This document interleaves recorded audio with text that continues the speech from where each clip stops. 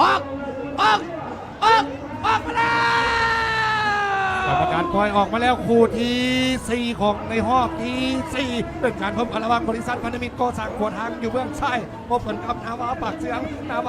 อยู่เบื้องขวาตอนนี้ไหลพดไหลเบียดไหลเสียดไหลสีเริ่มเอาเกียร์1เกียร์2ต่อเกียร์3ตามเกียร์4มีเกียร์5บอกว่าไปเสียกับจบที่17รวมไปชนะกับไปต่อไปพบกันกับเชียงทอง2ตอนนี้คู่ขี้สูสีเบิ้งดีพันธมิตรพยายามตีแหงจะแสงได้หรือบ่ได้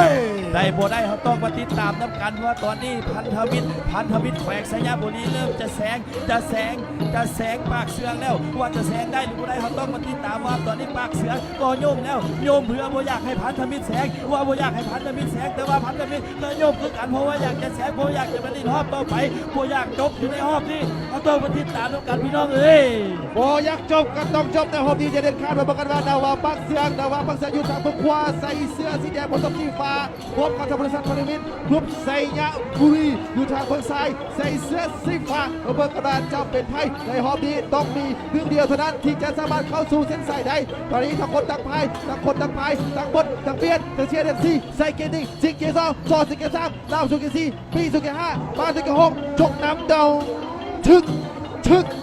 กไปก่อนด้วยบริษัทพันธมิตรก็สร้างขวดหางสิไปต่อหรือพอสำนีพี่น้องเขาทั้งสยามบุรีส่งใจมาให้ส่งกำลังใจมาให้แล้วตอนนี้มาจากไหนพันธมิต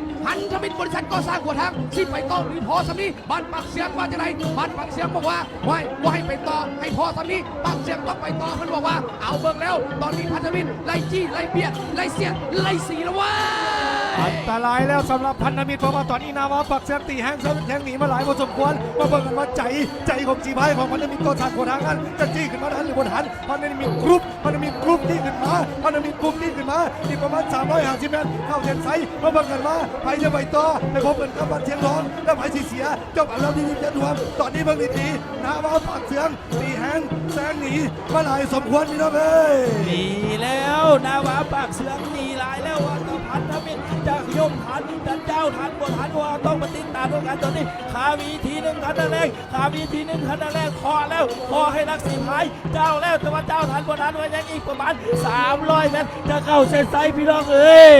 นาวาปักเสียงนาวาทั้งเมืองซ้ายแนวเสียงต่อมาพบกันทางพันธมิตรไซยาบุรีมาเบิ่งกันว่าคู่เด็ดเหือดีเหือดังทั้งสองฝั่งมาเบิ่งกันว่าตอนนี้พายจะอยู่หรือพายจะไปพลังกำลังที่เลือกอีก1ความสุดท้ายจะเป็นพันธมิตรหรือนาวาปักเสียงพันธมิตรจี้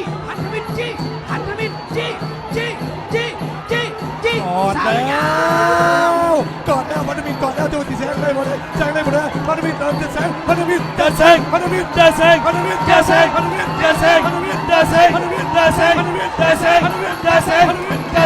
เอาเส้นชัยสุดยอดพี่น้องสุดยอดสมเชย